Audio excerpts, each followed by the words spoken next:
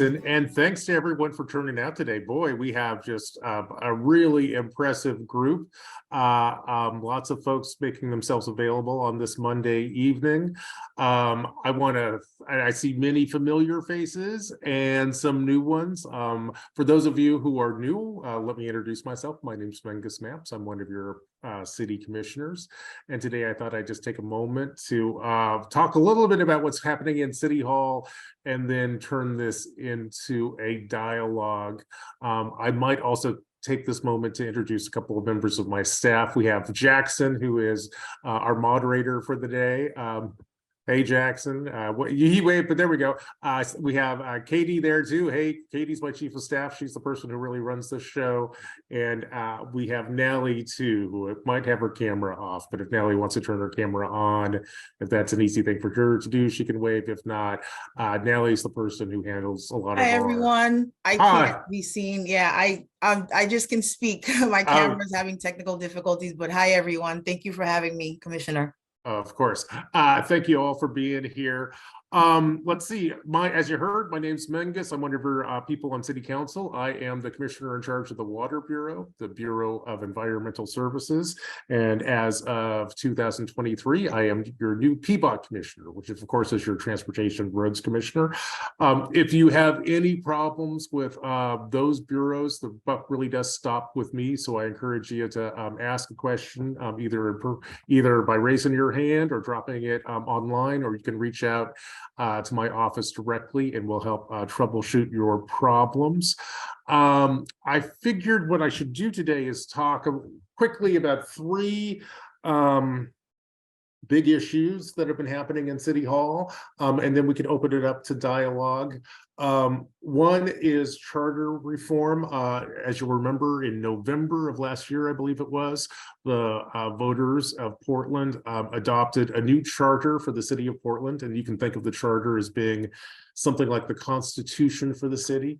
The new charter is going to do, I think, two very important things. One, it's going to direct council to hire a city manager to manage all the city bureaus. This is the way most major cities in America are organized. Portland is unique in that we're the last major city in America to still use a commission form of government. That means a couple of things. It means I will be your last city commissioner in charge of the Water Bureau, Environmental Services, and PBOT. 2 years from now, we'll have a trained professional managing the day-to-day operations of those services, and I think that is a very constructive thing. The other thing that we'll see with charter reform is, I think at this point in our next election cycle, the number of people who sit on council will increase from 4 commissioners and 1 mayor to 12 commissioners. I don't have enough fingers to represent that. And 1 mayor. Those new commissioners will be elected through a process of, it's complicated. It'll be ranked choice voting, and we'll have multi-member districts. We could spend the whole hour talking about what that new system is, how that new system will work. The most important thing that I think, unless you have specific questions, is we are working very hard on implementing that. I would say easily half of the work that's happening at City Hall is at some level being driven by trying to get ready for the new form of government. We've stood up a new citizens committee, which is drafting up the new maps that you'll use to elect your next members of City Council. And I think in the coming weeks, we'll also appoint another citizens committee that is charged with overseeing the overall charter reform process. Basically, because of the way timelines work, both because of budgets and because of needing to get things on the ballots. By Halloween of this year, we pretty much have to have a pretty precise roadmap for where the city is, how the city is going to implement charter reform. It's going to be a scramble, but we're going to get there, and we're going to get there on time. The other update I want to give you is around public safety, which is often a deep concern in meetings like this. I think we have some good news here. There's we still got a lot of work to do. There are far too many car thefts and homicides and just random well, probably not that random, but low-level petty crime, broken windows and retail theft. But we are making progress. You know, after years of the police bureau shrinking in size, we finally have turned that around. I haven't taken a look at the latest numbers that were at the police bureau for a week or two, but I think our police bureau is now above 800, and we're on a path to continue to add staff for the next several years. I think it's going to take us another 3 or 4 years before we get to the point where we have a police bureau that is even minimally right size for the city that we're at. But it's making a difference, and I think one of the ways where you can see it already making a difference is that at least if you compare this year to last year in terms of easy to count crimes like homicides, things are moving in the right direction. Homicides are down by a lot. I hope that we can continue this trend moving forward. And I think we have some exciting opportunities to make inroads on things like retail theft and car thefts too. We have some plans in the works. I hope that we can find the funding to get those done and get them done this year. And if we can get that done, I think you'll see the safety piece of the city get significantly better by the end of this year. And the last thing I kind of want to highlight for you is the season we're in City Hall. This is budget season, which extends for about half the year, but probably about 2 or 3 weeks ago, my bureau submitted our proposed budgets to the mayor. As soon as next month, we'll start to have some public hearings on that. This is a great opportunity for you to engage with the city. So if there are programs out there that you think are doing really well and you want to see the city continue to support and expand, this is a great time to reach out and tell us that. And if you see some unmet needs in our city that you want council to move on, I would say the next couple of months are really the time when it would be smart for you to reach out and give a phone call to City Hall or send an email, or if you even can zoom into one of our city council sessions and let us know what is important to you.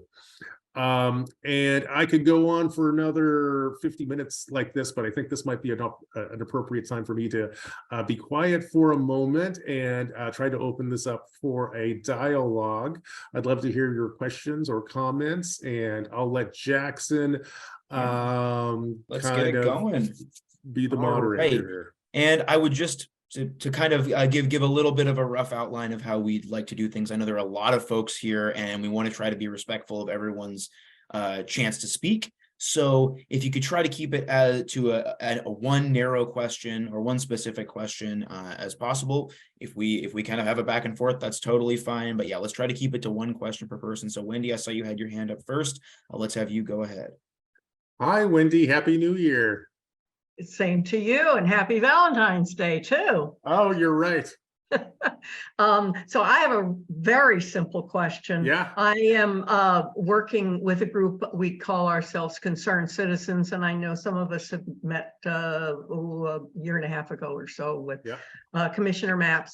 But we now understand that the Water Bureau has been assigned the Thompson Elk Fountain and to get that up and running, and this group has been very active in that, and I understand that Goldan Salazar is your policy person. Yep. But what we would like to know is who is the city staff person that we should be communicating directly with.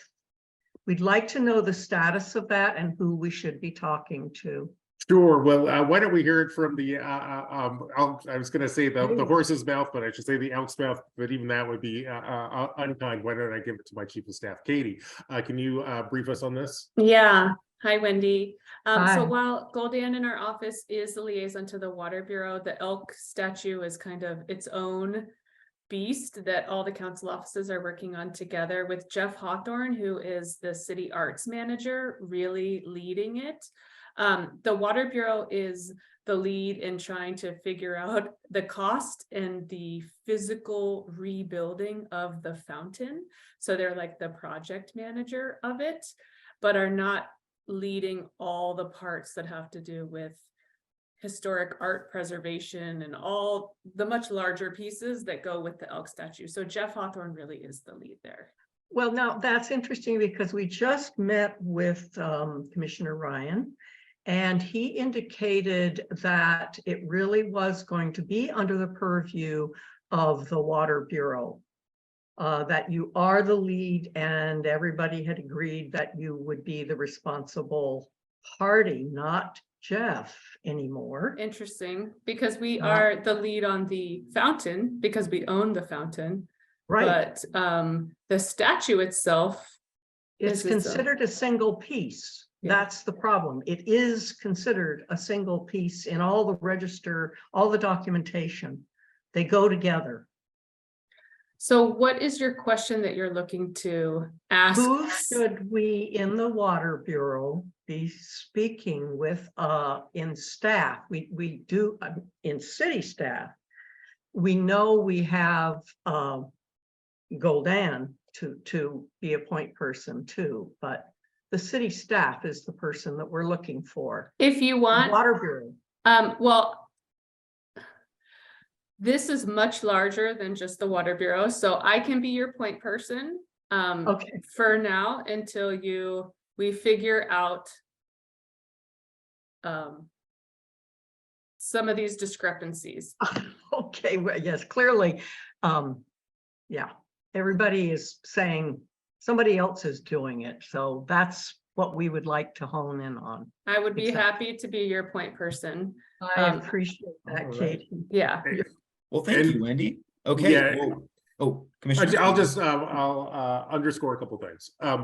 We're deeply committed to bringing the elk statue back, as this conversation kind of indicated. It's a complex piece. You know, the Water Bureau owns the elk statue partly because it's a fountain, and so just historically, it's been part of our portfolio. It's also a piece of art, so you got the arts folks involved, and it's also an important. Parks is involved as well. Parks is involved, and it's also an important piece of history. So the historic preservation folks are involved too. So it's actually a shockingly complex piece to manage. The most important thing is for you to know is we're deeply committed to getting the elk back. We're going to do this as soon as possible. We think it's important for the city's recovery.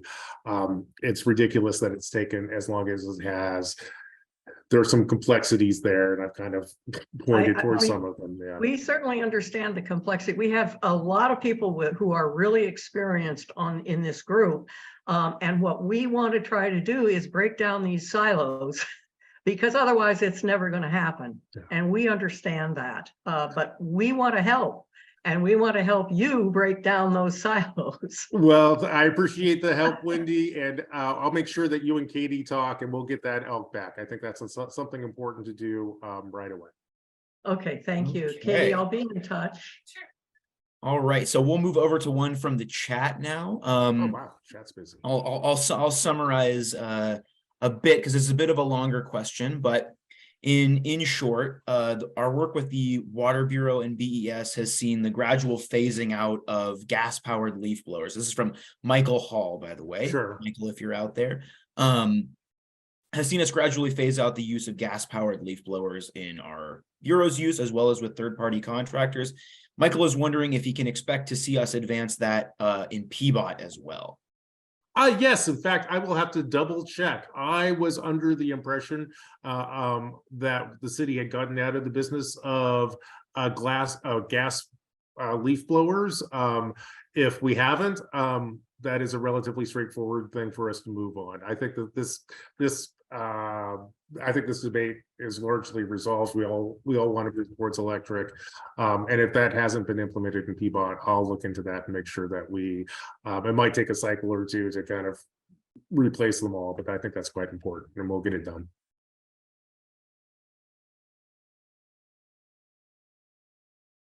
Perfect. Okay, looks like Terry Parker is next up. Terry, if you want to go ahead and unmute yourself, we'll get it going. Hey, Thank Terry. you. Can you hear me fine? I can. All righty. PBOT question. I bet I was You betting that. figured that one out, yeah. 72nd Drive through Rose City Park Golf Course. Yep. the plan on the drawing board, and actually you passed the budget a week or so ago, is to make it one way southbound for cars, and the other lane would be for bikes and pedestrians. I cannot speak for the neighborhood, but I can speak for a whole lot of neighborhood sentiment, and they are against it because it's going to increase traffic on Tillamook, on Sacramento, around Rose City Park and the playground, in front of Madison High School, because 900 to 1,200 cars use that, and half of them would be going northbound.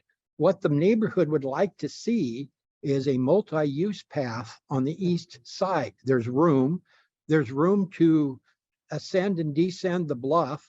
In fact, the weather blew down a bunch of the trees, so you don't even have to cut those down now. But anyway, and I think part of the problem here is, and I don't want to take a lot of your time, is PBOT still doesn't have motor vehicle representatives, people that drive on their citizen advisory committees. I've been hounding on this for a long time. 80% of the trips in Portland are by motor vehicle. And I've also said many times that what PBOT does best is waste the taxpayers' money, because what I see is more and more congestion from everything PBOT does. And so I would like to see that change, where with you at the helm, I don't want to be saying this over and over again. Sure. Megas, seriously. And so those are the two things that I know they're separated, but they're joined. I would like you to comment on. I mean, if we can get a pause on 72nd Drive and relook at it, and somehow figure out how to get motorists involved with the citizen advisory committee so that we don't have all this increased congestion, I'd sure appreciate it. I know others would too, because I'm hearing this from a lot of places all over the city, serious about the congestion and what PBOT's doing. Thanks, Terry. I'll just be transparent on 72nd. I haven't looked at the plans, or maybe I have looked at the plans, but I don't have them clear in my head. But I pledge to you that I will have my staff look into what's happening there, and with an eye towards your concerns, and we'll have Shannon on my staff send you an email in a week's time to give you a sense of what's happening there, what's possible. I can't make any promises yet, but when I hear about PBOT concerns, one of the things I'm trying to do in this moment in time is actually take a look at all of them, and the ones where we actually can make some improvements, we are making improvements. You'll start to see that happen, I think, or at least be more public in the coming weeks. We'll add 72nd Drive to the list. And I also hear your concerns and frustrations about representation on PBOT advisory boards. I haven't appointed anybody to a PBOT advisory board yet. We have a new commissioner. I care about equity and diversity and multi-modes of transportation. Terry, you might want to be careful, because you might find yourself dragooned to serve on one of these committees. But certainly, anytime I make an appointment, the concerns that you raise are going to be in my head, and I think that we will have advisory groups that reflect, the many different things that our transportation system needs to accomplish. From at the first level, we're just trying to get people to where they want to go, whether that be in cars or on bikes or on foot, and our infrastructure has to be built for that, and that's the work of PBOT right now. So stay tuned, and please continue to stay engaged. We have you have lots of great insights into transportation issues. So I do encourage you, Terry, to not be shy about sending me emails when you see problems and opportunities. Yeah, I'd like to be able to meet with you later, maybe sometime in the near future, just face to face, and kind of sit down and discuss it if possible. Absolutely. Let's. Okay. Well, you can reach out to Nally, who's my scheduler, or you can just write the office, and we'll find some time. Thank you. Thank you, Sure. Mingus. Yeah, of course. Okay, so let's bounce back over to the chat. There are a lot of very specific PBOT questions, and I'll try to respond to as many of those as possible. There are some that I feel might not be best fielded in this venue, but I absolutely want to make sure that we're being responsive to people with specific questions. So just keep an eye on the chat, because I may be responding to you directly. So let's hop over to Josh Wheeler. I've got a quick question from him. It Hi, says, Josh. what will you do as Commissioner of PBOT for staff to be responsive and proactive for citizens? Their question goes on to more specifically drill down on issues of people living in cars, RVs, and abandoned vehicles on the streets, specifically roads adjacent to parks. They've been dealing with this for a long time, and all of their requests they feel like are going into a black hole. Well, number one, I'd say I'm sorry that you feel like the city hasn't been responsive in this space. Responsiveness is something which I take very seriously. We literally respond to every email that comes into our office, and frankly, the faces that you see from my team on this call are, the folks who get that work done. PBOT in particular, we take very seriously, partly because it's a new responsibility for us, and partly because it plays such a huge role in so many aspects of our city, everything from transportation, but it also has to do with development, livability, and it also faces enormous economic challenges too. So we are very much digging in deep. Part of the responsibility of PBOT is to maintain the right of way. Which basically means that you can walk down the sidewalk, you don't have abandoned cars, taking up parking spaces for weeks or months or frankly years at a time. We are, even in the time that we've been here with this responsibility, which has been about 6 weeks, we've been working with our houseless outreach folks to develop systems to get folks who are living in their cars connected with services and shelter and get those cars off the streets. You're going to see, I think, a very different approach under my tenure than you have seen in the past. And it's not just because of me. I think the city's also gotten better at houseless outreach. So I expect to make good progress in that space right away. I'm not talking next year. I expect us to get better in this space every day, every week, moving forward. So it's something we've taken seriously. I think it's fair to say that, especially during COVID years, trying to manage the right of way was a responsibility the city largely abandoned, or certainly didn't invest enough resources in. And with this new year, you're going to see a very different approach to that space. Perfect. Okay, looks like Lynn Felton, you are up next. Feel free to unmute and ask your question. Thank you, Jackson. Hi, Commissioner. Hi, Lynn. So I'm going to raise a concern on an area that I think you well know, and it's for your PBOT hat. And Okay. It's northeast 122nd, north of Northeast Fremont, and Park Rose Middle School and High School student safety. The list is rather dramatic and long. PBOT decided to make a driveway exception on Northeast 122nd, just north of Skidmore, which will allow 18-wheelers access to the proposed Prologis freight warehouse. Prior to that, there was no access. Trucks would have had to turn right and travel into the industrial zone or get access to the site from Northeast Sandy Boulevard, both far away from students. By allowing this exception, now 18-wheelers will be traveling north on Northeast 122nd through the crosswalks that the students use at Northeast Shaver and at Northeast Skidmore, because of course there's the 7-Eleven right there where the students all go over to. And if you look at the PBOT exception, driveway exception conversation between the senior traffic manager and the site, there is no mention that there's a high school anywhere near that or any crosswalks anywhere near that. So there's that.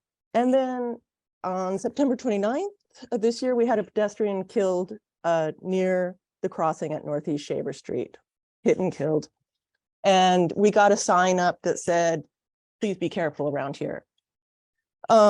And that was about it. But if you look at Northeast 122nd, you're not familiar with it, you have no idea there's those two massive schools there with hundreds of students, and that's the primary crosswalk there at Northeast Shaver for any of them to get to those schools if they live in Argay Terrace.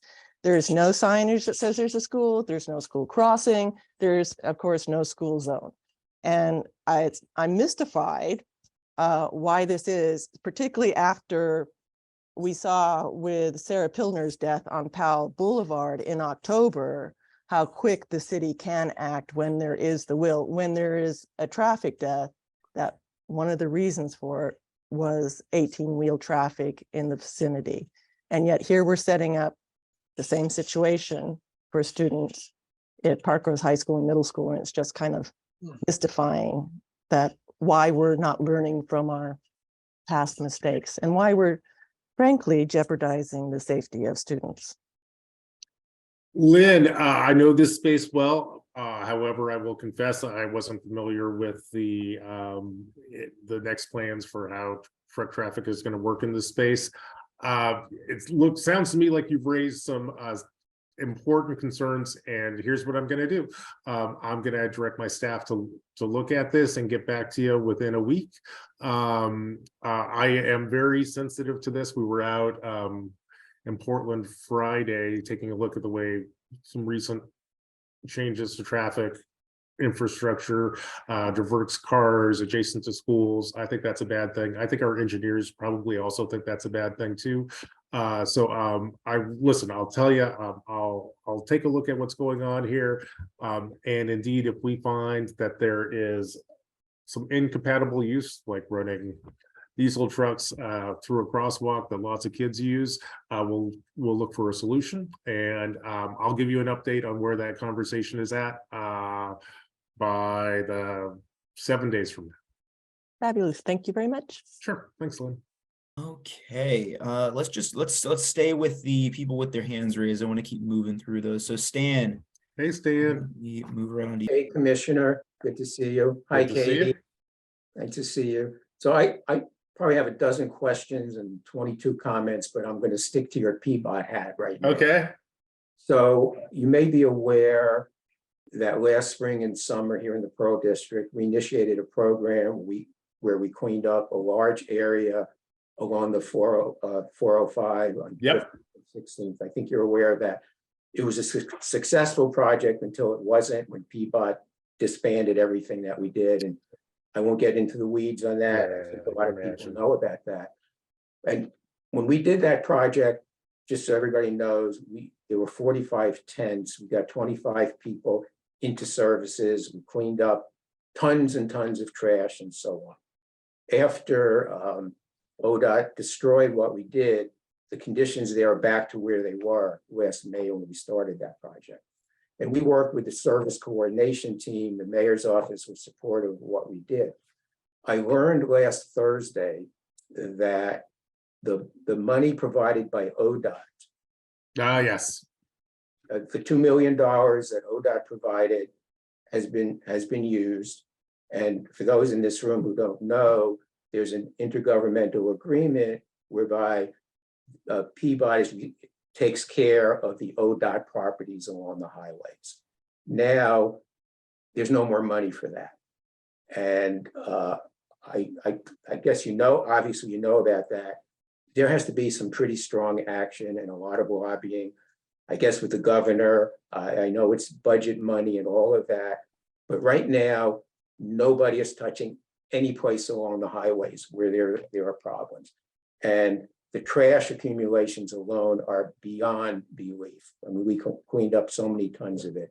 So I just want to make a point that there has to be some kind of a call to action that the service coordination team can get back to cleaning up those areas. And with that, I'll leave it at that. But Well, Stan, thanks for that. That has been on my mind for sure. Frankly, I haven't talked to the mayor about this since the article came out, but I will. And as you probably know, communications amongst elected officials in Oregon has really evolved with this last election cycle. I know the mayor and the governor meet on a regular basis, like every 2 weeks or so.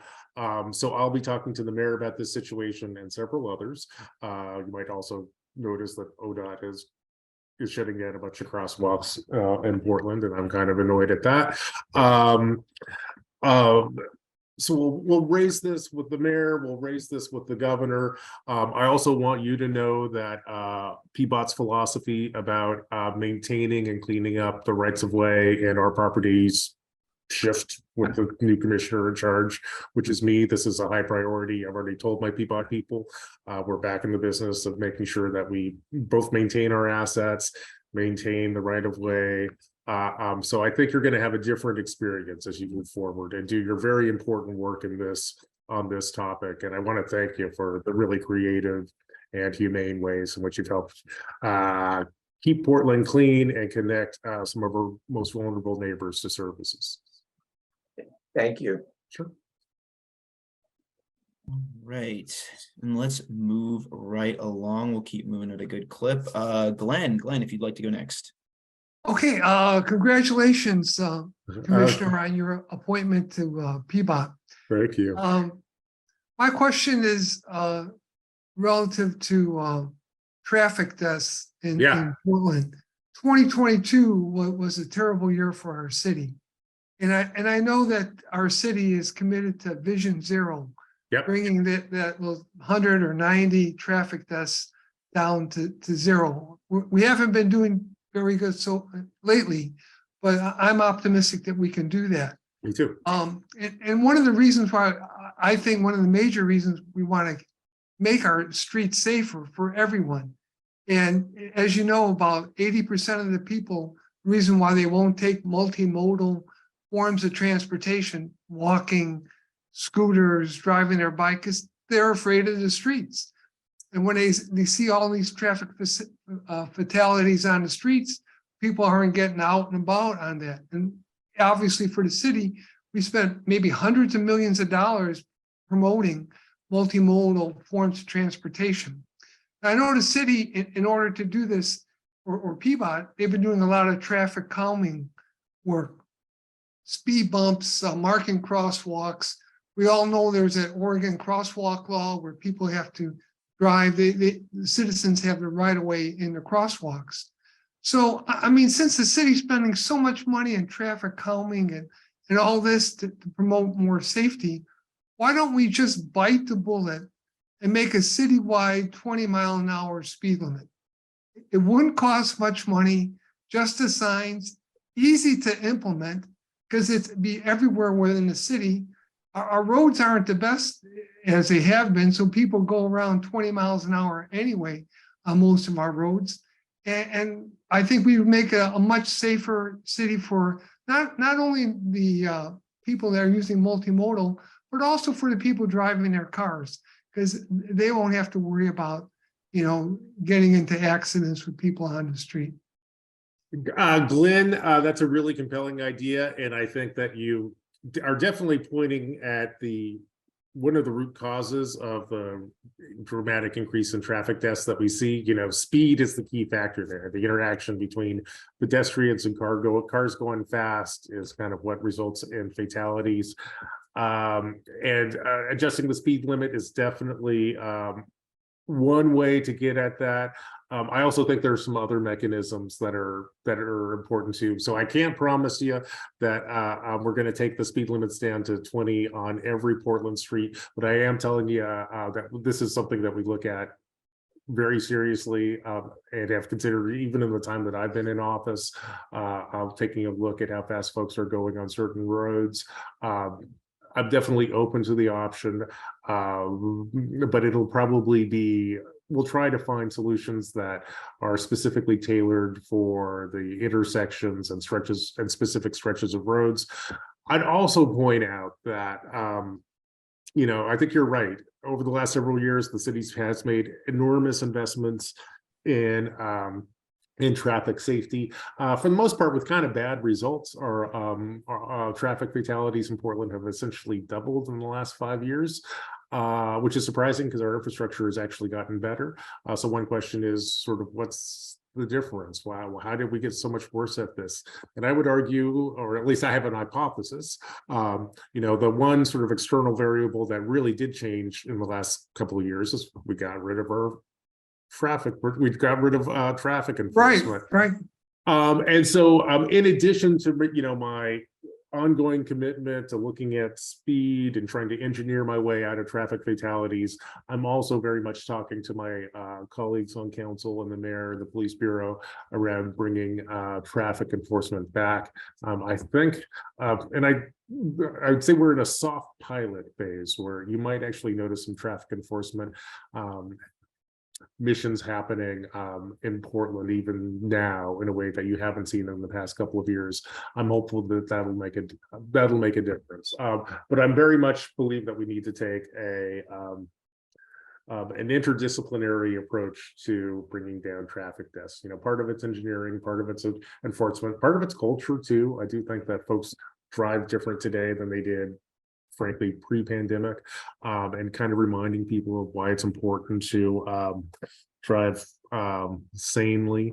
I will also share with you, I expect in a matter of days, if not maybe weeks, hopefully just days, we'll get a report out of Multnomah County, which gives us some insight into how many of these fatal traffic accidents involve folks who were impaired somehow at the time of their fatal collision, and the preliminary results that have been shared informally with me suggest that that's a major part of our problem too, and I'm gonna press for some policy solutions to that. Yeah, no, I think slowing down will help it. Yeah, believe it or not. It sounds simple, but I think the more you think about it, I think it makes sense. Thank you so much. I think it does. Thanks for the idea. All right. Yeah, thank you so much, Glenn. Okay, John. All right, we'll have you go next, John. Hi, Commissioner. Hi, John. How's it going? Going well. I want to just start by thanking you for having these town halls. I think they're really valuable, and I appreciate your willingness to deal with your constituents and answer. It's a pleasure. So I'm here on behalf of the MTNA and switch back to the Water Bureau and the situation with the Mount Tabor reservoirs. And, you know, I've sent you a long document back in July and then resent it, I think, last fall. And I don't think it's an issue that really everyone in this room needs to be dealing with, but I was wondering if it's possible to have a conversation directly with you about the situation. Absolutely. Let's do a phone call. I had a briefing on this as recently as this morning. I think we have some new information. So why don't we, if you reach out to my office and you know where to find me, I'll have it Nally find a time that we can talk on the phone. So who should I reach out to then? Nally, Okay. Can you put, just email my office? Do you have my email? Yeah. If you find my email, either Jackson or Nally will get it, and I'll give you a call, and I'll try to get that conversation. I'll try to reach you very soon. Okay, I'd really appreciate it. You know, people always ask me about this. We have our neighborhood association meeting on Wednesday, and it comes up every time. So I just yeah, on Wednesday. I don't need it before then. I'm just, if I can say that we're going to have a conversation, that would be. That gets me off the hook, and having that conversation would be really valuable. Great. Thank you. Excellent.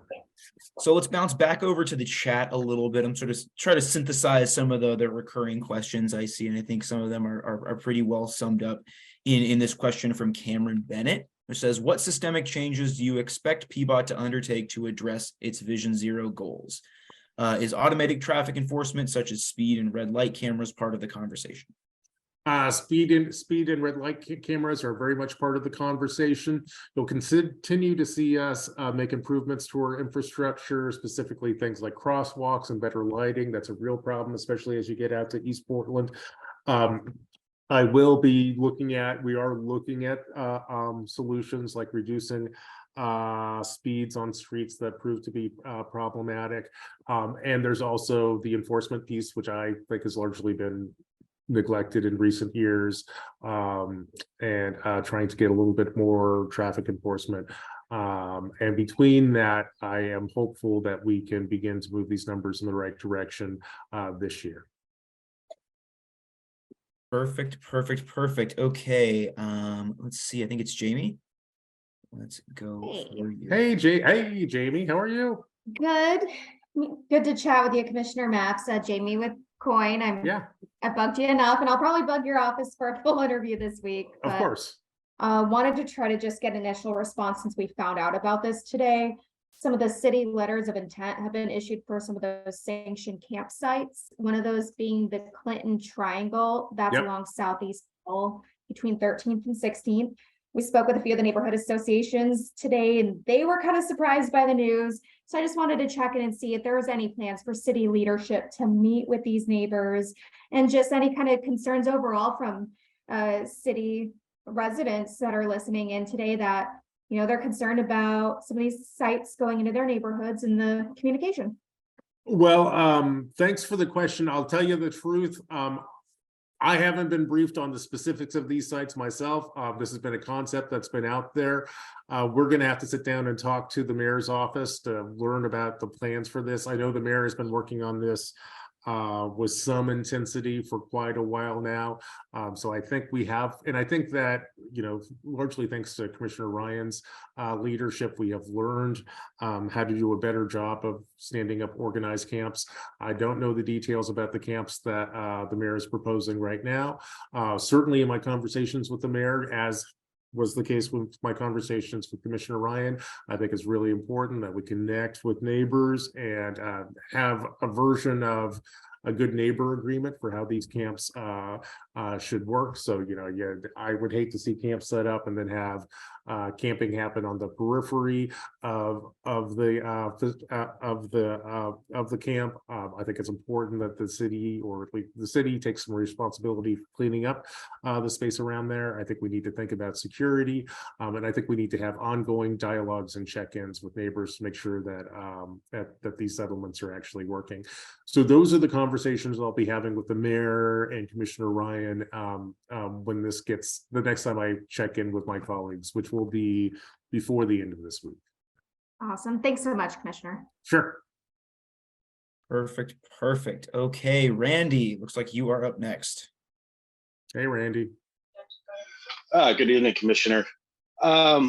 So I'm a public safety specialist. I've been in public safety for 20 plus years. Great. I have since left public safety, and now I'm a commercial driver. I drive motor coaches from Portland to Vancouver, BC. Yep. And I also I help out David Douglas School District because they're short drivers.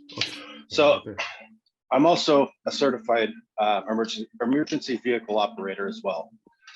I've taken issue with some things that have been going around lately about PBOTS changes and the narrative that is going with it. There's a false narrative that reducing travel lanes, reducing lane width, and reducing speed limits is the answer to our traffic fatalities.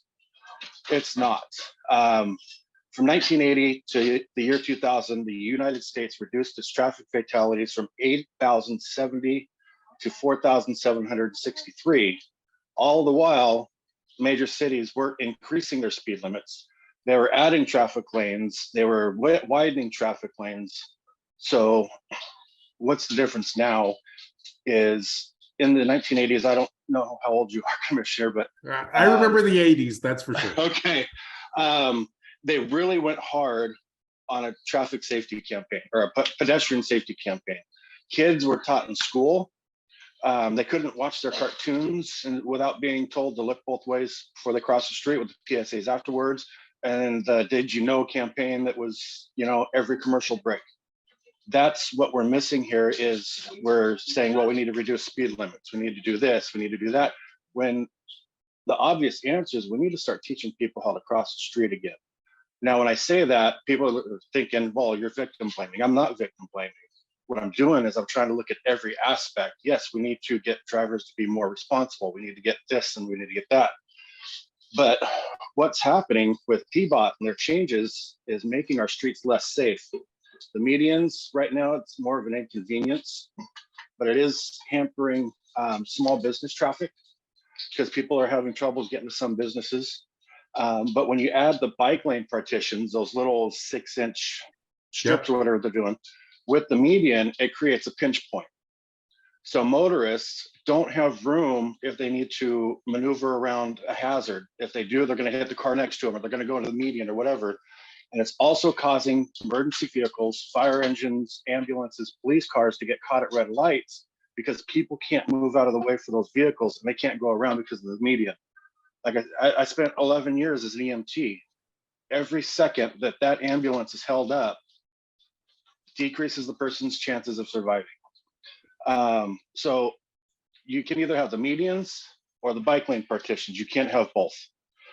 The zigzag pattern, that increases the chances of a side swipe crash. I've talked with multiple people, and that is one of the biggest things is if they're going and they zig with the traffic calming pattern and somebody else doesn't, where they're going to go, right into the other person. Extending the curbs, they talked about, somebody brought up that young lady that was killed on 26th and Powell. A lot of these curbs are being extended out 10 feet approximately. So it's making commercial vehicles, buses that I drive, and then tractor trailers, they're either having to make that big butt hook turn, or they're having to take the turns from a travel lane because they can't use the turn lane because it'll push them right into the turn lane for the cross traffic, or even further into the other travel lane. So that's creating a hazard as well. I've also heard from people, they think that those curb extensions are putting them too close to traffic when they're waiting to cross. It makes them feel uncomfortable. And narrowing the lanes is another big one that's coming up. The average bus and the average semi-truck are 8.5 feet wide. Our lanes are currently, I believe, 10 feet. There's no room to narrow them because I drive in Seattle. I drive my bus in Seattle and I drive my bus in Vancouver, British Columbia. I'm gonna tell you right now, they both have lanes that are about 8 feet wide. And when I drive down those streets, I'm driving and I'm like, don't sneeze. Because if I sneeze, you know, I could bump into somebody. Those lanes are narrow. It'll add a very dangerous component to our streets if we do that. We need to add public safety back into PBOT's plan for Vision Zero if we want to reduce traffic deaths. We can't keep leaning towards special interest groups. And I'd really love to be part of helping reduce traffic safety because I spent so many years, you know, hands-on trying to save people's lives, you know, and I just want to keep my community safe. And I don't want false narratives to make our streets more dangerous. Well, Randy, thank you so much for sharing your perspective. And I know it's a perspective that comes directly from experience, both on your, I think your EMT side and your being behind the wheel side. I agree with a lot of what you say. I also think that we need to take a balanced approach to traffic safety. You know, I kind of think of this problem as containing three elements. You know, we have the infrastructure that's actually built in the roads, and you're telling me, you know, some of the things we're building actually are making the problem worse. You know, this is something we're very much looking at. I also think that the conditions on our roads are kind of a product of culture, i.e. education.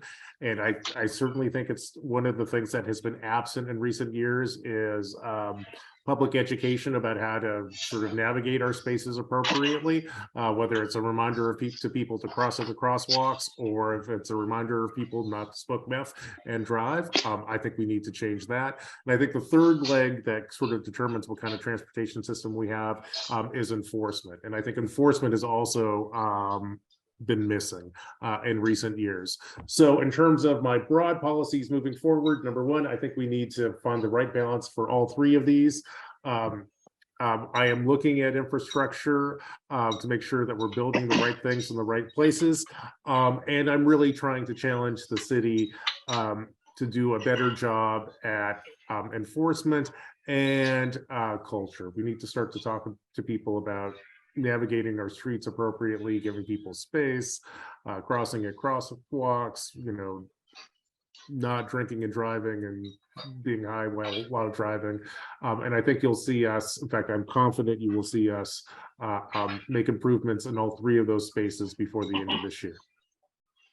Yeah, I agree. We need to make sure that all aspects are being taught how to travel safely, whether it's motorists, cyclists, or pedestrians. Yep.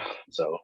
Great, thanks, Randy. And we're going to keep your, I encourage you to send an email to my office. I'd love to kind of keep you looped into discussions and workshops and work sessions that we're having on transportation planning. If that's something that if those are discussions you'd be interested in participating in, I think you're an important voice to have at the table. All right. Sure. Let's move right along. And Jill, I think it's Jill. Yeah, there we go. Perfect. Thank you so much, Jill. You took the words right out of my mouth. Okay. And then we will move along to Thomas. Thomas. Hey, Thomas. Wow. Thomas, you there? We might need to come back to Thomas. All right. LJ, we'll go with you. Uh-oh.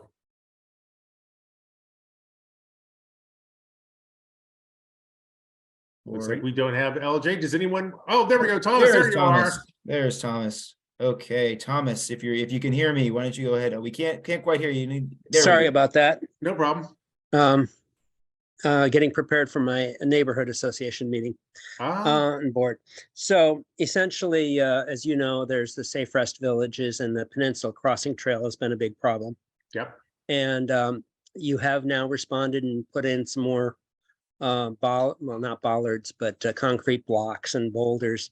And those have improved that for it not being a highway for cars and trucks. But the end result is that we'd asked for no parking RV signs, no RV parking signs on Cary Boulevard, which is between Willamette and it's right along the Peninsula Crossing Trail. Yep. And that's it. And then also there's been some problems around Charles Jordan and Cesar Chavez, which is in Portsmouth neighborhood associations. And Councillor Mary Nolan has suggested that we contact. And so your office or PBOT said they're willing to discuss stuff, but we'd like to be able to do that and make sure that you start paying attention to those as big issues of the RVs and safe streets to the schools, and then just in general around all of the SRVs. Especially if we ever get the operator of Sunderland on board, that hopefully that will reduce some of that need. Well, Thomas, thanks for that feedback. I'm glad to hear that some things are working better, and it's good to also hear where we need to make some more progress. I'll tell you, I'm willing to dive into this problem with you.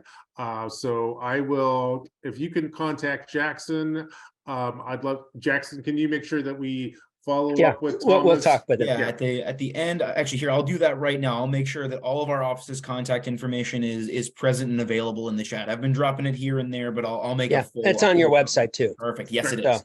Yeah, great. So thank you very much for all of that. Sure.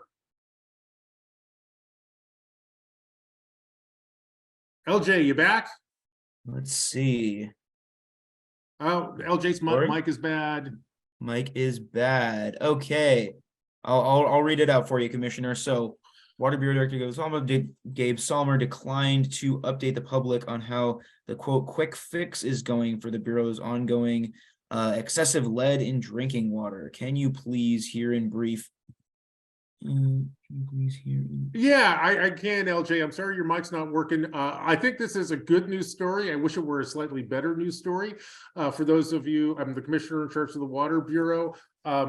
We have the situation where if you live in a home that was built between the 70s and the 90s or so, you might have some lead fixtures inside your home. And those fixtures can leach lead into your water. That's very undesirable. One of the things we've been doing at the Water Bureau is trying to figure out solutions for the maybe 10,000 households in Portland that fall into that category. One of the things we did is we built a treatment plant specifically designed to control or impact the amount of leaching that you get out of lead pipes into your water. The good news is we completed that treatment plant last year, I would say, and we've done our first set of tests in terms of how that's impacting the homes which have this problem. And the numbers are good. They've come down significantly. I'd like to see them come down further. I'm told by my engineers that we should actually wait and see how this is going to go, because we have a big system and sometimes it takes a while for the chemistry to work out, but we're looking at this and I think it's heading in the right direction. And then of course, we're also going to bring on our filtration plant in a couple of years, which will also go further towards bringing down lead. So for those folks who have those homes, you know, number one, if you fall in that category, you're not sure about if you have lead pipes, reach out to my office or the Water Bureau. We can get you a test so you can figure out what's going on with your water. And we can also tell you how to mediate any issues should there be issues there. And I also want you to rest assured that on our end at the source, we're playing with the water chemistry I'll try to make sure that the water we put through your pipes doesn't cause any issues. Heading in the right direction. And Thomas brings up a great question. The kits from the Water Bureau are quick, easy, and most importantly, they are free. Yes, so, absolutely. If you are even passively concerned or just want to check the levels of dissolved minerals in your water, it's very easy to go on the Water Bureau's website. Essentially, just Google water quality test or lead test Portland, and it should pull up right there as one of the first options on Google and get it sent right to your door. Great. Okay, let's see. I think we are towards the bottom. I can go ahead and just synthesize a few more of these questions.